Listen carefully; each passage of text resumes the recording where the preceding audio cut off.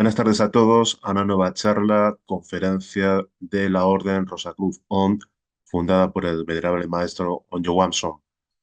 En esta ocasión vamos a hablar de las vestales guardianas del fuego. Vamos a hacer una pequeña introducción histórica, aludiendo fundamentalmente a historiadores y a las fuentes clásicas, y luego veremos lo que dice precisamente el maestro sobre el tema relacionado con esas fuentes y otras cuestiones de interés que iremos desarrollando a lo largo de la charla. La creación del sacerdocio de las vestales, estamos hablando particularmente en Roma, se atribuye a Numa Pompilio, padre de la constitución religiosa de los romanos.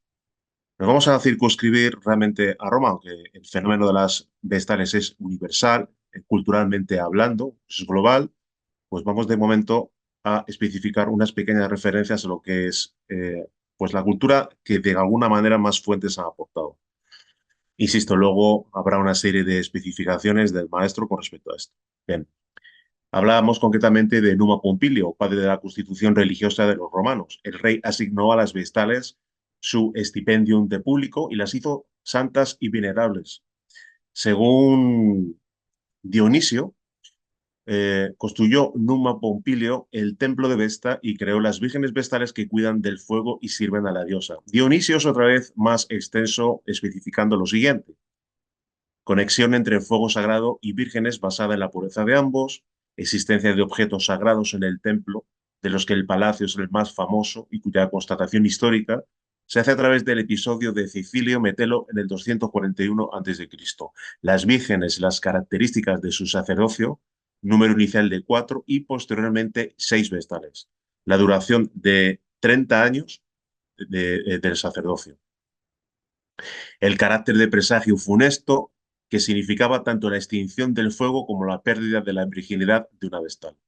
Plutarco, por su parte, a pesar de que planteaba el establecimiento de las sacerdotisas por Rómulo, también sigue el mismo esquema compositivo de Dionisio. Suministra otros detalles como el control del pontífex sobre las sacerdotisas, la creación del fuego mediante espejos que trae de una costumbre griega. Y el número de las primeras sacerdotisas, primero 2, después 4 y finalmente, por obra de Servio Tulio, 6. Ovidio aprovecha su comentario la fiesta del 9 de junio, Vestalia, para comentar sus conocimientos sobre el sacerdocio de las vestales. La fundación por Numa Pompilio, tal como hemos comentado, la forma redonda del templo de las vestales, el fuego, la virginidad de las sacerdotisas, etc.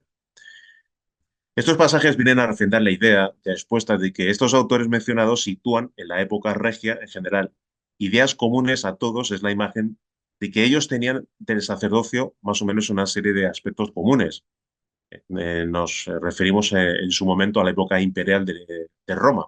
Así las vestales habrían sido creadas con todas sus características desde un principio y sin que pueda saberse si existía alguna evolución lógica en todo su proceso histórico o no. Sus fuentes, por muy antiguas que fuesen, no eran profusas en información, pues de lo contrario, tanto Dioniso como Plutarco como Ovidio habrían sido mucho más extensos y por supuesto precisos, cosa que, como estamos viendo y veremos, pues no lo son.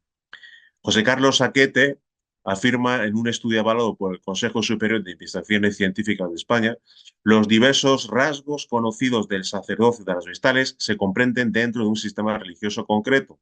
Si el sistema fue cambiado, las características del sacerdocio también pudieron hacerlo. Algunas desaparecieron, otras características permanecieron totalmente fosilizadas, perdiendo el sentido para las generaciones posteriores. En ocasiones, ciertos elementos se adaptaron a las circunstancias y el sistema religioso, que aunque lentamente también cambió, pues permitió pues, una adaptación que permitió pervivir a las vestales durante un milenio, llegando hasta el siglo IV sin perecer. Una situación que no sucedió con otros sacerdotes o sacerdotisas de la religión romana tradicional. De forma especial, anticuarios y poetas permiten conocer las funciones que desempeñaban las vestales.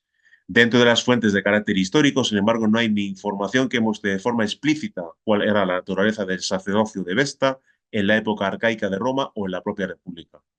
La función principal de las vírgenes de Vesta era el cuidado del fuego sagrado. El fuego debía mantenerse encendido durante todo el año y solo al final de este debía apagarse y rendirse utilizando un árbol félix. La custodia del fuego significaba la presencia permanente de alguna vestal, ya fuera de día o de noche. La existencia de un fuego sagrado al que se rinde culto se encuentra en otras civilizaciones de África, América, etc. La importancia de este elemento en muchas facetas de la vida humana lleva su generación. También en Grecia precisamente existía este culto desde muy antiguo. Recuérdese que el propio Megarón micénico, el espacio de culto más arcaico que se conoce en la cultura griega, tenía como centro el hogar con el fuego. Por otro lado, Hestia, la diosa del fuego del hogar griego, era el antecedente directo de Vesta, según Cicerón. La Hestia ateniense tenía su fuego en uno de los lugares de representación ciudadana de la polis, el Bouleuterion, y una imagen de la diosa se encontraba en el Pritaneo. Una idea de las investigaciones era que se debía de permanecer durante el tiempo que duraba su sacerdocio por parte de las vestales, debían de permanecer vírgenes.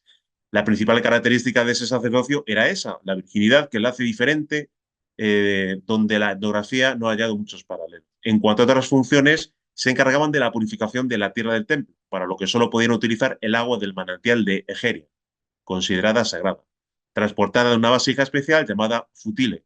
También debían velar y proteger el resto de los objetos sagrados depositados en el templo del resto como una imagen de Palas Minerva, de cuya integridad dependía la continuidad del imperio, etc. Disfrutaban las vestales de unos privilegios exclusivos a nivel social.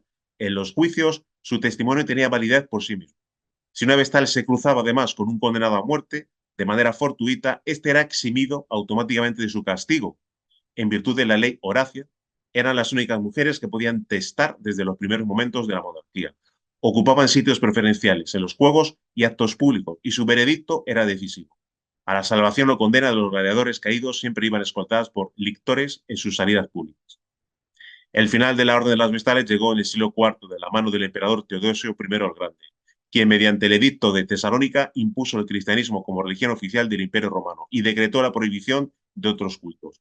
Tras esto, el templo de Vesta fue cerrado y la sagrada llama apagada, desapareciendo una de las instituciones con más arraigo en Roma.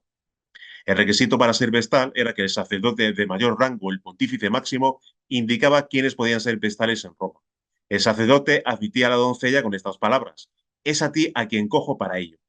Se trata de una fórmula ritual que realiza el pontífice máximo con el fin de arrebatar la custodia del paterfamilias y llevársela para hacer cumplir los ritos y los votos dedicados a la diosa Vesta. Durante su periodo de servicio, la vestal debía llevar un gorro de color rojo denominado flameum y el peinado ritual de una mujer casada, así como llevar 6 trenzas bien pertrechadas al modo romano. El río fue utilizado por la comunidad romana como si se tratase de la capacidad de purificación. Los romanos a menudo atribuían al agua características de las luminosas y la divinidad a menudo se encarnaba en la conceptualización romana, como se demuestra con las propiedades del dios Tiberino, las ninfas, los genius locorum, etc. El agua utilizada en la limpieza diaria se tuvo de una fons y su fluidez contribuyó a su capacidad de purificación. Con lo cual, el fuego y el agua se usaron juntos también en la ceremonia de las bodas romanas. El Tíber, el río que atravesaba Roma, desempeñaba una cuestión importante en ciertos rituales realizados por las vestales. En el relato de Ovidio, la limpieza ritual de las Aedes Vestae consumó una conexión entre las vestales y el río Tíber. De nuevo el agua. El punto clave es que el río Tíber transportará la purgamina desde el templo de Vesta hasta el mar, eliminando las impurezas a las afueras de Roma. Bien, hasta aquí el relato, diríamos, oficialista, con referencias de los clásicos, tal como hemos visto, Ovidio, etcétera, etcétera. Al respecto, sobre el origen de las vestales y lo que los historiadores afirman, el venerable maestro Johansson afirma lo siguiente.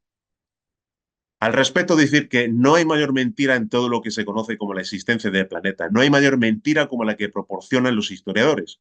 Todo lo que diga la historia normalmente de manera muy general es mentira. Puro cuento. En todo sentido, no solo en el aspecto político, en todo sentido.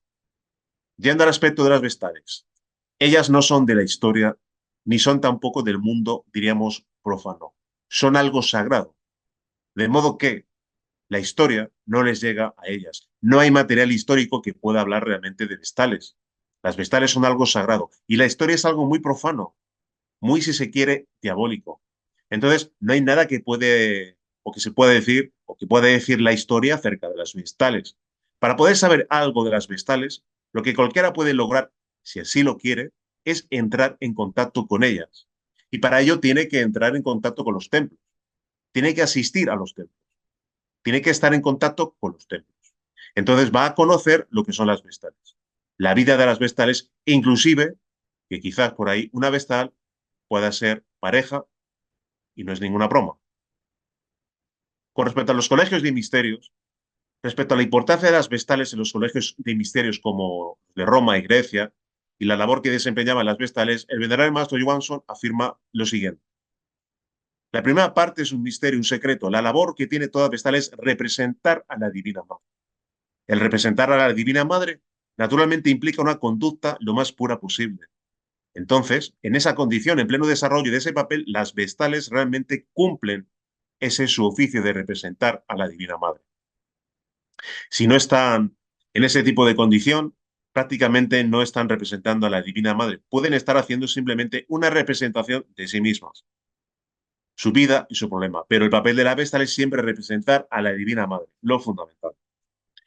Lo que podríamos decir al respecto es todo lo que se pudo haber dicho de las vestales en términos generales, especialmente en Roma y en Grecia, en el aspecto de que ellas sirven como instrumentos de placer, ahí en los templos de uno y otro tipo de deidad, es lo correcto.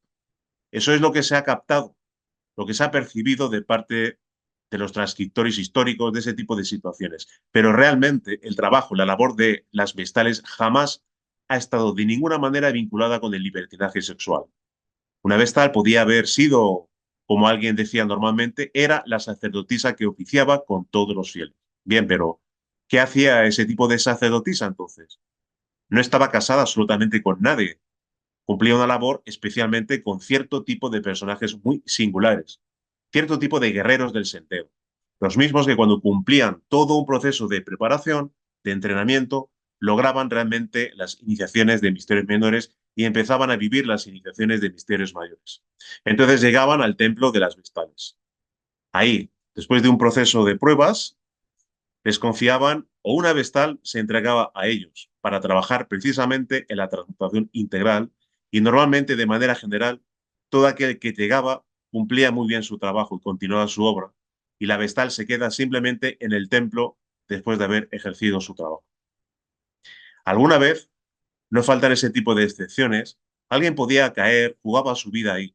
No lo mataban, no lo ejecutaban, no lo colgaban, pero sin embargo, en el camino de regreso, digamos, a sus normales funciones, algo le sucedía. Sufría un accidente, un asesinato, un asalto, sufría las consecuencias de su acción.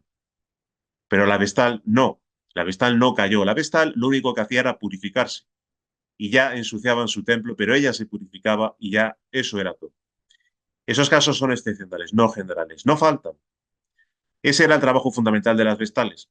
Es obvio que ritualmente siempre encendía el fuego sagrado en los oficios de los templos y en el ritual sagrado del sexo ellas también encienden el fuego sagrado. Vale decir, toda vestal, toda esposa, si se quiere, en las palabras del maestro Samael, por ejemplo, tiene esa función de vestal, de encender el fuego sagrado.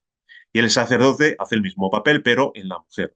La mujer y el varón hacen el trabajo de sacerdotes. Ambos tienen que encender su fuego, o si alguien ya lo encendió, alguien tiene que avivar ese su fuego. Toda mujer que llega a Vestal tiene que ser una atleta, tiene que haber vencido prácticamente todo aquello que llama deseo. Toda Vestal, Vestal de verdad, es toda aquella iniciada o maestra que ha llegado al tercer grado de cristificación, vale decir, tercer grado de iniciación de misterios mayores. Haber despertado el fuego sagrado en el cuerpo astral, entonces con el fuego sagrado e iluminando su cuerpo astral puede iluminarse a sí misma de tal manera que sus deseos, pasiones pueden ser vistos y descubiertos, porque tienen el fuego y evitar su manifestación o eliminarlas. Alguien que no está en ese grado todavía no puede ser vestal, porque una vestal es alguien muy grande. Respecto a los colegios iniciáticos hoy en día, el maestro M. Wanson dice lo siguiente. Los hay, pero no están funcionando como, digamos, funcionarían conforme a la narrativa anterior. No. Son vestales, pero no están en ese tipo de función. Había vestales y había verdaderamente guerreros, titanes de la lucha íntima. Entonces ellos sí podían practicar el maituna sexual con esas sagradas vestales. Pero en la actualidad, si abriéramos el colegio de las vestales, ¿qué ocurriría con ellas? Simplemente la pasión enfermiza de los supuestos aspirantes escupiría el templo sagrado a título de transmutación y todavía diría que lo hacen. En el mundo físico tridimensional existen muestras de ese tercer grado de cristificación, pero no están trabajando en ese nivel. Los templos están ahí, pero las vestales no están haciendo ese trabajo. O sea, no hay varones que puedan llegar a las vestales que puedan ser asignadas a ese tipo de trabajo, no. En la actualidad, si alguien quiere llegar a ese tipo de situación, de trabajar con el arcano solar con una vestal, tendría que llegar a alcanzar el nivel de vestal. ¿Cómo? De manera aislada no hay. Entonces, lo que tiene que hacer es conseguir su pareja y trabajar con su pareja. Si hay alguien que ha trabajado o ha despertado conciencia y puede ser que no encuentre a su pareja, que no encuentre una mujer adecuada para hacer su trabajo, entonces, si llega al templo, puede ser que sin problema alguno pueda continuar su obra. ¿Quiénes valorarían tal situación? Pues ellos y ellas, si tienen los merecimientos del caso. Sí, pero en la actualidad, si hay alguien en esa condición, no están los colegios iniciáticos habilitando ese tipo de ejercicio.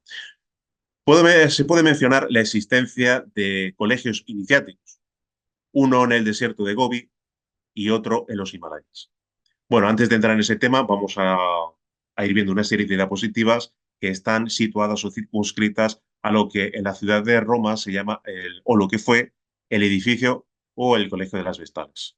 Aquí vemos pues una serie de diapositivas con una iconografía bastante interesante, una serie de estatuas que representan a las Vestales, mostrando un poco el entorno, tal como vemos en la imagen. Esto es una panorámica general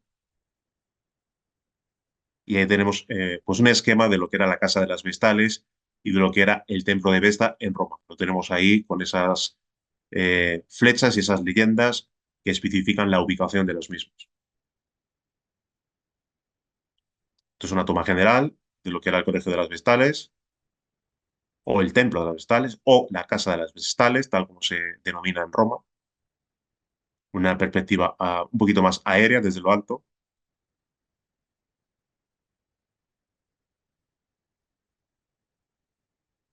Magníficos restos que han quedado en Roma, no solo de la Casa de las Vestales, sino también pues de cientos y cientos de edificios de lo que fue lo que es el imperio. Una serie de perspectivas de la zona para hacernos una idea y como siempre, por supuesto, el elemento agua, como no podía ser de otra manera. Y aquí ya una representación pictográfica de lo que podía ser pues, el interior de esa casa de las Vestales, tal como figura en esa pared, Casa delle Vestali, Casa de las Vestales. Aquí lo que es una diapositiva con una toma más cercana de esas estatuas de Vestales. En fin. Bien, y vamos a continuar haciendo alusión a lo que especifica el venerable maestro Johansson sobre la existencia de colegios iniciáticos tanto en los Himalayas como en el desierto de Gobi. Y dice lo siguiente, puedo mencionar la existencia de colegios iniciáticos, uno en el desierto de Gobi y otro en los Himalayas. Son los más activos. Están casi con las puertas abiertas. Los otros templos están con las puertas cerradas. Debido precisamente a la situación muy racional que se vive, la gente no llega a tocar las puertas. ¿Se encuentran estos en el mundo tridimensional? Vayamos a eso, al desierto. Cuando uno puede llegar más o menos a la zona donde se encuentra por algún motivo, digamos que, por ejemplo, se perdió, pues quizás en algún tipo de expedición, etc. Una situación X, Y o Z, la que sea.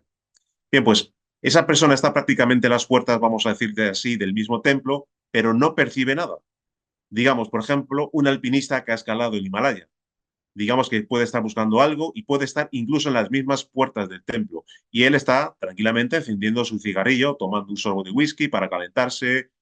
Por ejemplo, supongamos eso. Sentado en la misma puerta del templo y no percibe nada, no está preparado para ello. Solamente quienes están preparados pueden captar, percibir e ingresar. Inclusive si alguien se perdió en el desierto, pero hizo todo lo posible para salir de ello. Por alguna situación muy difícil, hizo lo posible y lo pueden llevar al templo, porque no se resignó a quedarse calcinado, sino luchando por sobrevivir, demostró algo de coraje, de valor. Puede ser un inicio suficiente para la persona. Sin embargo, la valoración interna puede ser algo muy distinto. Puede ser rescatado ahí en el templo, instruido, educado si se quiere, y después devuelto si se quiere a la civilización, pero ya con conocimiento. Sabiendo lo que es, empieza a trabajar y tal vez en otra ocasión pueda volver hasta el mismo lugar, si se quiere, si busca, o si no puede hacer su trabajo completamente particular, individual o de pareja, ya en el mismo seno de sociedad, civilización, pueblo, etc. Por nuestra parte, podemos afirmar que todas las escuelas de misterios y colegios iniciáticos de la antigüedad, por eso hemos hecho alusión a lo que especificaba el maestro de la existencia de colegios iniciáticos en el desierto de Gobi y en los Himalayas, reiteramos, todos los colegios iniciáticos de la antigüedad concentraban en sí mismos la enseñanza de la rosa y la cruz. Así pues, tal como afirma el maestro, la rosa cruz no es ninguna forma religiosa, es la madre de toda religión y el padre es precisamente eso que es Dios, lo absoluto. Nos referimos a auténticas y verdaderas religiones y no a las neo-pseudo-religiones cristianas, budistas, taoístas. La Rosacruz es la religión cósmica universal por excelencia. Todo el universo es una magnífica rosa floreciendo en la manifestada cruz del absoluto. Todos aquellos grandes hombres que lograron forjar en sí mismos la Rosacruz fueron conocidos a través de la historia como salvadores, avataras, budas. Así encontramos al Cristo griego, Zeus, hallamos a Krishna, a Hermes, Quetzalcóatl, Babaji, al conde Saint Germain. Todos ellos son el fruto del arcano solar, el fruto del intenso trabajo con la pesada cruz de la renunciación. Todos y cada uno de ellos son eminentemente rosacruces.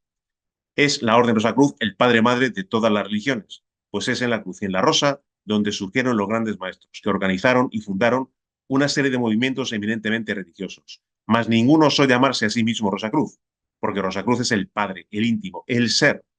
Todos esos insignes maestros de la Rosacruz no hicieron su voluntad, sino la voluntad del Padre, de Rosacruz, del ser.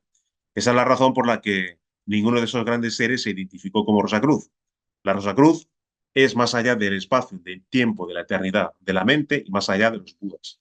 La Rosacruz es crística y es una dimanación del absoluto solar y manifestado. La Rosacruz tiene su fuente de origen allí, en las ignotas profundidades de la increada luz del absoluto. La Rosacruz es universal. Las enseñanzas de la rosa y la cruz son las mismas enseñanzas de todo iniciado o maestro, del fuego y la luz. Todos los grandes hombres maestros como Jesús, Buda, Krishna, Hermes, Moisés, enseñaron la rosa cruz como punto de partida fundamental para iniciar el retorno a la luz. Respecto al elemento fuego, digamos que el título de la conferencia hace explícita mención del fuego. Hemos dicho, vestales, guardianas del fuego.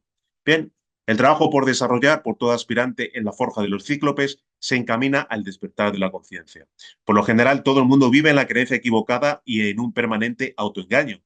El animal racional se miente muy descaradamente a sí mismo. Obvio, lo cómodo es permanecer en la zona de confort, es decir, en el sueño de la conciencia. Los misterios de la antigüedad sacralizaban la sexualidad. El sexo es sagrado. Y como tal, la energía sexual ha de ser dirigida precisamente a la transformación del animal racional en ser humano, en hombre y en la unión con Dios. La piedra fundamental de la iglesia trascendida del Cristo es el pátar, es el PTR, Pedro, el sexo. La base de toda boda alquímica se la construye con la piedra filosofal de la alquimia esotérica y esta piedra es el sexo.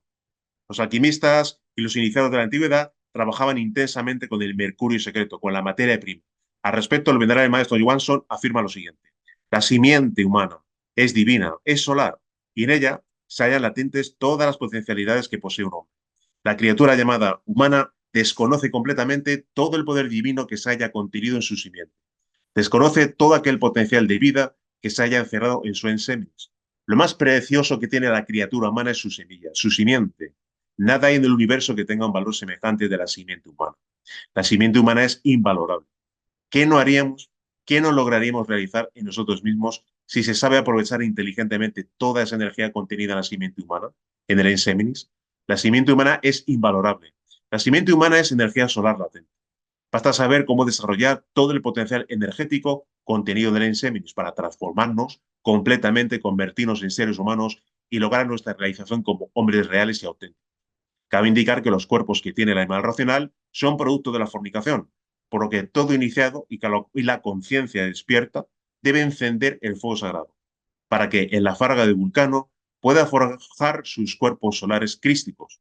Solo en base a las constantes transmutaciones del Enseminis se logra despertar conciencia, generar o crear los cuerpos internos de naturaleza crística y vestidos de boda, llegar a la sublime gran boda alquímica de las almas gemelas, para luego, siendo uno en el Padre, sumergirnos en la increada luz del absoluto. En el Zeis y el Falo, bien unidos, se halla la clave secreta para el despertar del fuego. Lo fundamental, lo importante es evitar el orgasmo e impedir así la pérdida del licor seminal, del enseminis. Con este magno trabajo despierta Kundalini y asciende hasta la laringe creadora.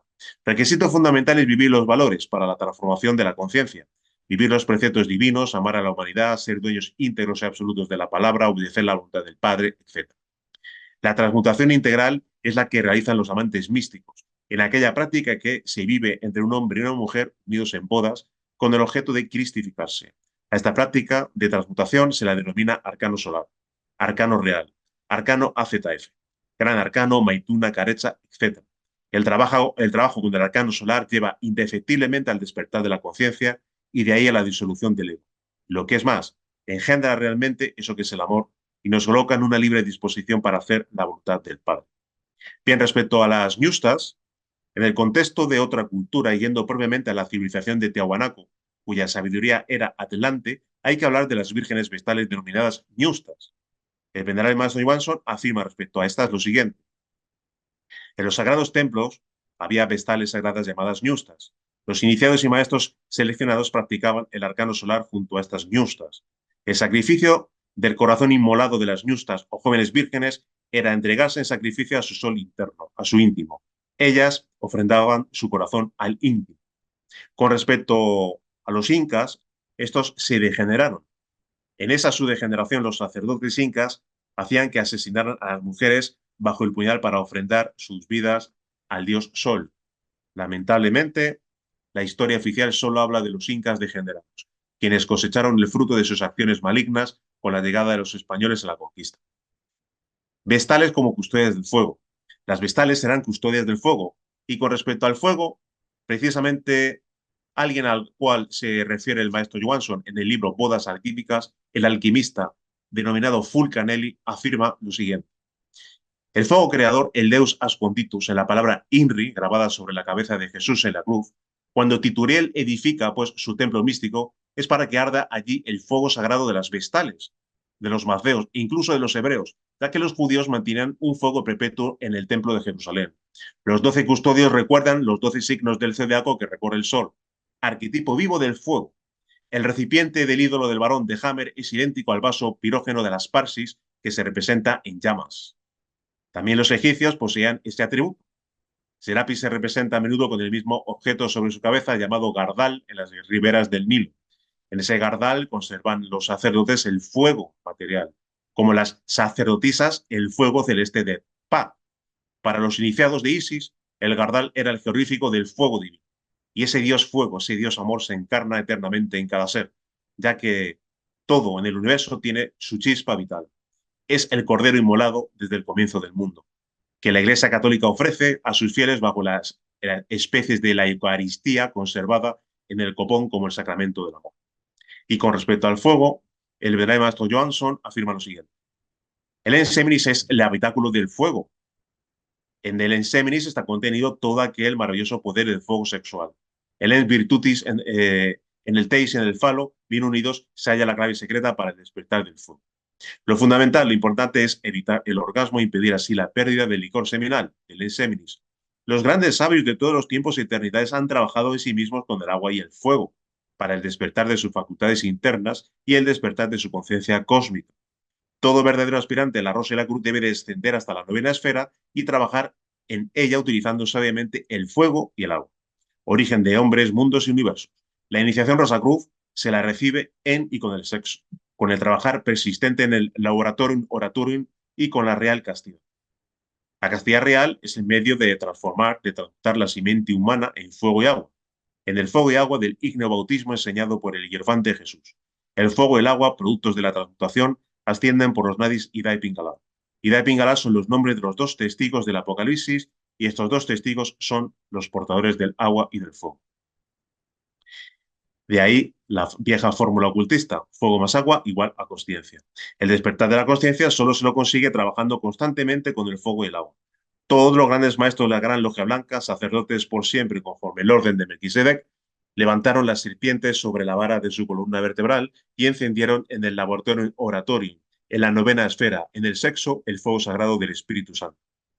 Encarnaron en sí mismos la divinal y bendita madre Nuit, Isis, Kundalini, María, Tonantzin, etc. Los dos testigos son quienes encienden el fuego sagrado de Kundalini y gracias a ello se nos otorga la ígnea espada. Sin la espada ígnea no se puede degollar a la medusa que llevamos dentro. Sin el fuego sagrado no podemos reducir a cenizas a esa legión que es el ego. Es la energía sexual, la energía solar concentrada en la simiente, la única que puede despertar en la criatura humana toda aquella gran potencia encerrada en el hueso coxigio cuyo bendito nombre es Kundalini. La divina madre Kundalini es la misma bendita madre de Jesús el Cristo. Es María, la Inmaculada, la siempre virgen, virgen en la concepción, en el parto y después del parto. Ella se nutre con la energía sexual y ella es la madre de la energía sexual. La divina madre es la madre del sol Christus. Ella espera el instante supremo de su despertar para levantarse victoriosa sobre la vara maravillosa que sostiene el organismo planetario, la columna vertebral. Algunas referencias de antiguos alquimistas sobre el fuego dicen lo siguiente. Nicolás Valois, alquimista, en los 5 libros o la llave del secreto de los secretos, afirma, de manera que todo es tan solo uno. Si sabes dar medida al fuego y no te precipitas, cosa que ha perdido a algunos artesanos. El mismísimo Paracelso, respecto al fuego, afirma, no se puede llevar a cabo ninguna operación sin él, y este es el mayor secreto de este arte. Roberto Valensis, el alquimista, en su obra La Corre del Mundo o La Tabla del Paraíso, afirma, respecto al fuego, dice, sin este fuego, nuestro arte no se puede llevar a buen término. Y también los sabios llaman a este fuego el fuego del Espíritu Santo. Y en el texto que se denomina Breve disertación acerca del arte hermético por el adepto Filaletés, afirma lo siguiente. La excelencia y virtud de este fuego es la causa de los cabalistas titularan a su maravilloso Aish Mizareb o fuego purificador. Bien, con respecto a las amazonas y las vestales, diremos lo siguiente. El venerable maestro Johansson hace una serie de especificaciones que son las siguientes. Con respecto a las amazonas, en el aspecto altamente positivo, no eran mujeres que iban en busca de placer, ni los varones tampoco.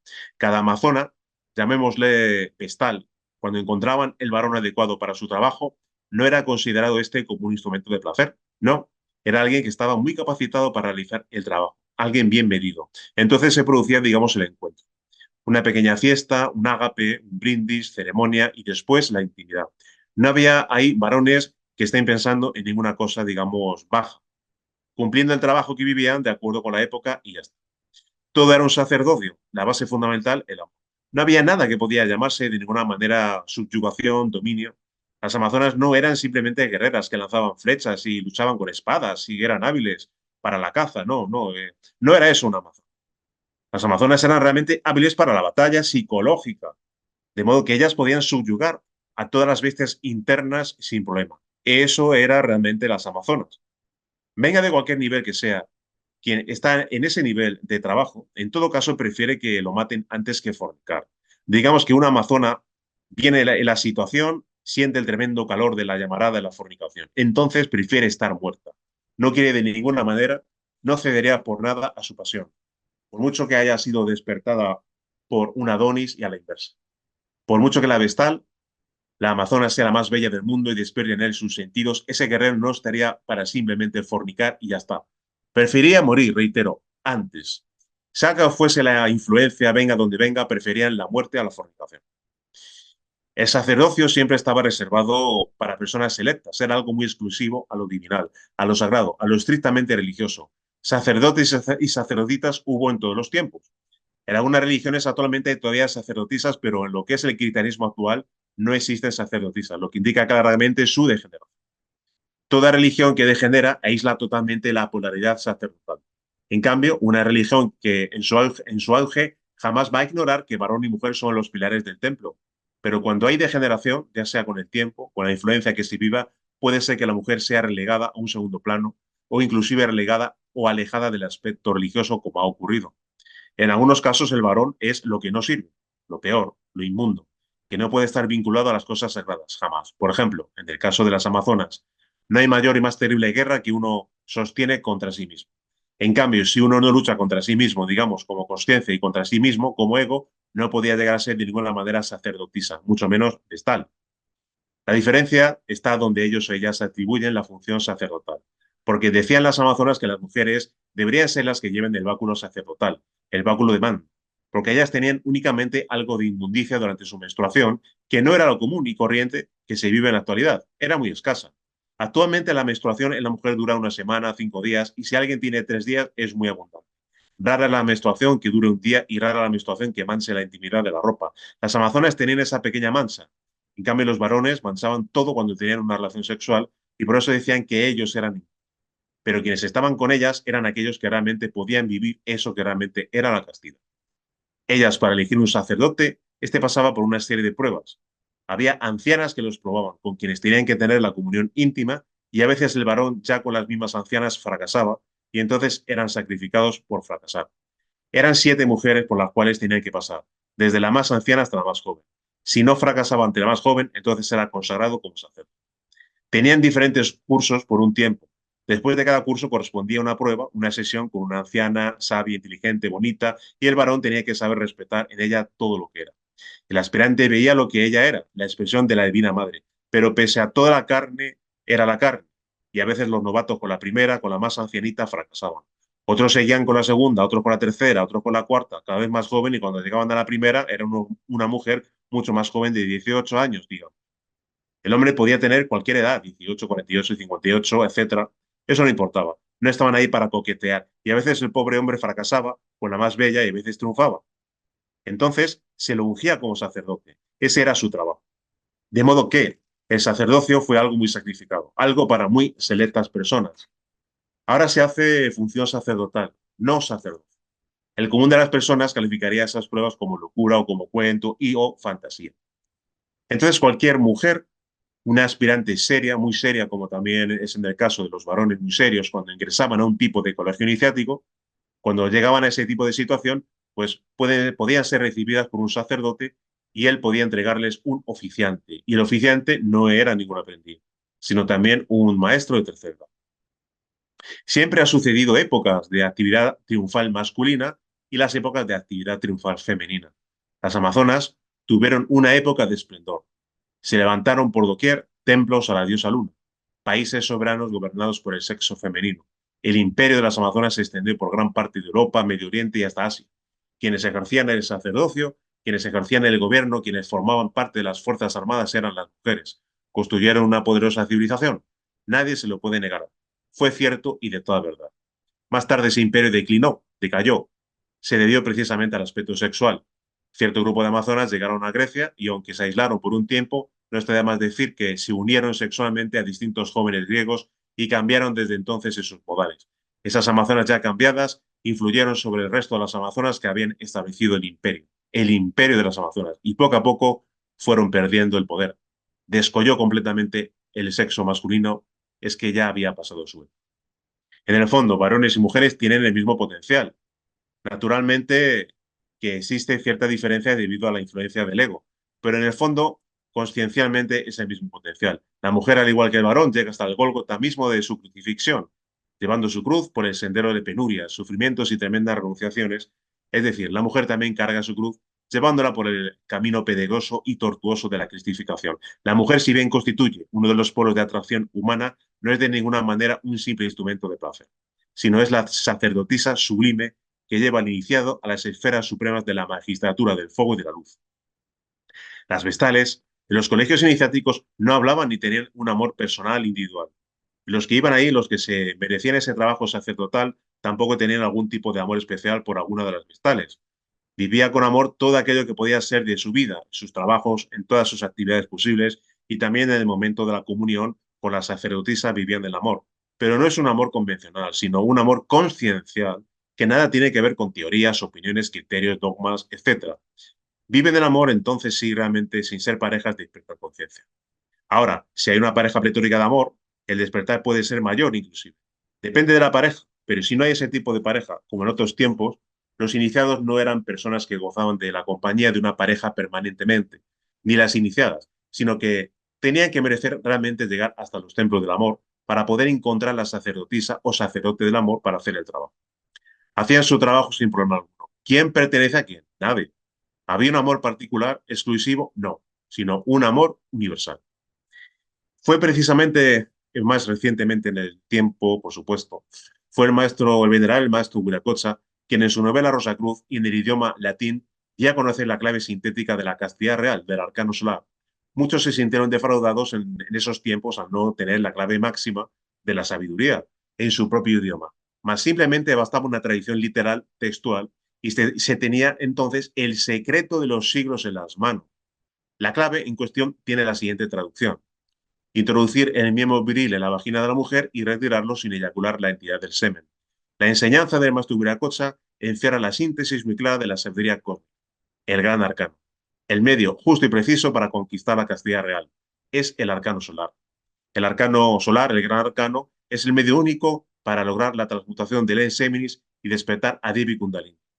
Toda real y verdadera iniciación comienza por el sexo y con el trabajo augusto y silencioso entre el hombre y la mujer, allí, en la fragua de los dioses, en el sexo, en el Saja Maituna. La regeneración sexual es posible gracias a la transmutación de la simiente humana. La más importante regeneración que se logra gracias a la transmutación sexual es la transformación integral de la conciencia. Transmutación es cambio, transformación, revolución. Transmutación sexual es cambio consciente de la mecanicidad y rutina bestial en acto voluntario y controlado íntegramente.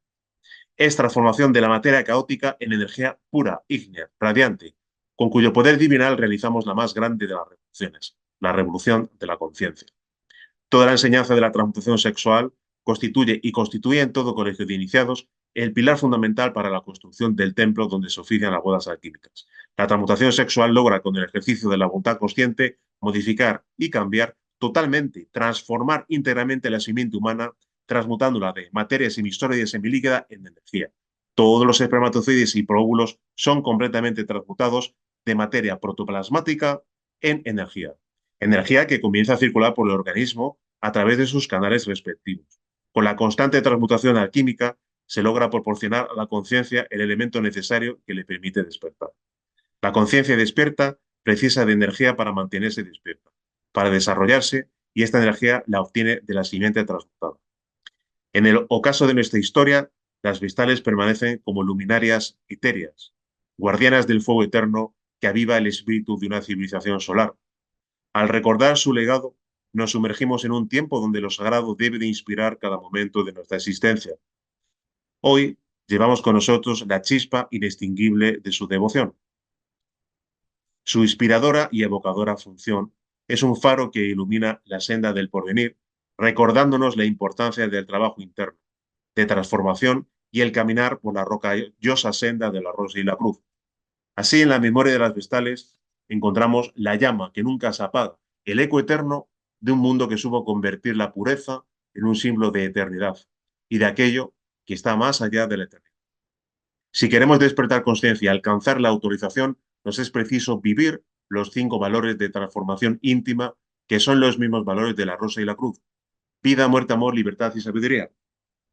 Como siempre venimos remitiendo, en el valor de la vida encontramos justamente el trabajo con las aguas. Venimos repitiendo la importancia extraordinaria, incluso a nivel simbólico, por supuesto, del elemento agua. Ya hemos comentado cómo siempre se encuentra presente en los templos el fuego y el agua. Pues bien, por medio concretamente de nuestras propias aguas, de lo que es nuestras propias aguas espermáticas, pues trabajamos precisamente con la transmutación alquímica de energía sexual.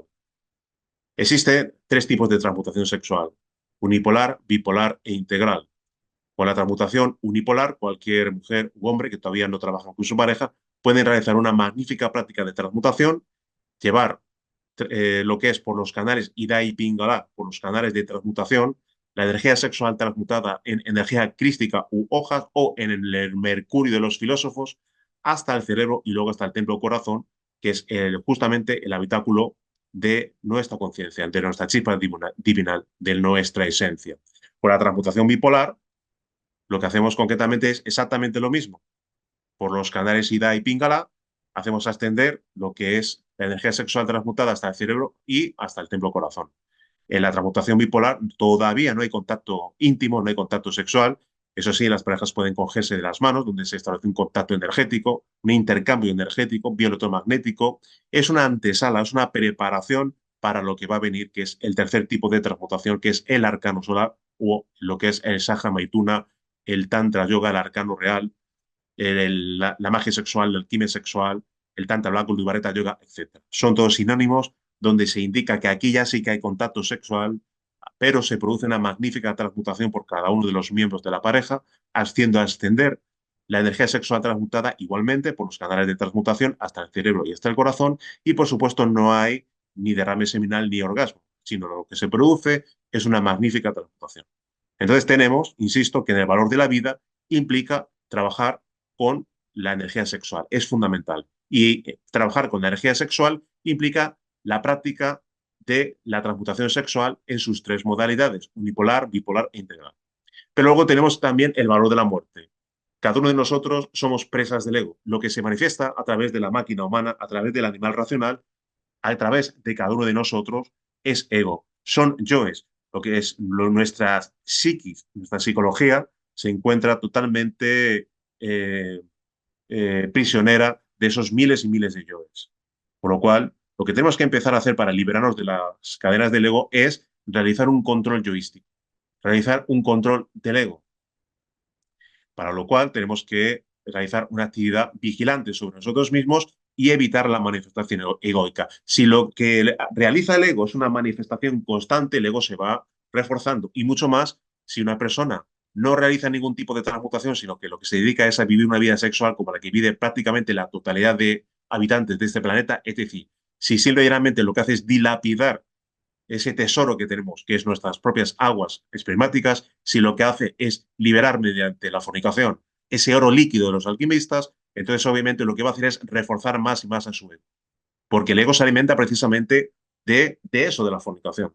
Sin embargo, si lo que hacemos es constantemente vivir día tras día la transmutación sexual y lo que hacemos es esforzarnos por realizar un control yoístico, evitar las manifestaciones del ego, entonces el ego seguirá poco a poco debilitando para más adelante, cuando hayamos despertado conciencia, posteriormente, después de haber despertado conciencia y como consecuencia de las prácticas de magia sexual, haber despertado Kundalini, entonces ya con la espada de Excalibur, con ese fuego sagrado de nuestra bendita madre Kundalini, nos permitiremos el poder ir eliminando pues todos esos aspectos egoicos que forman parte de nuestra psiquis. En el valor del amor, lo que tenemos que hacer es compartir con nuestros semejantes lo más valioso que tenemos. Obviamente, amar a nuestro prójimo más que a nosotros mismos. Y no hay mayor amor que darle lo más valioso que tenemos, que es la enseñanza de la Rosa y la Cruz.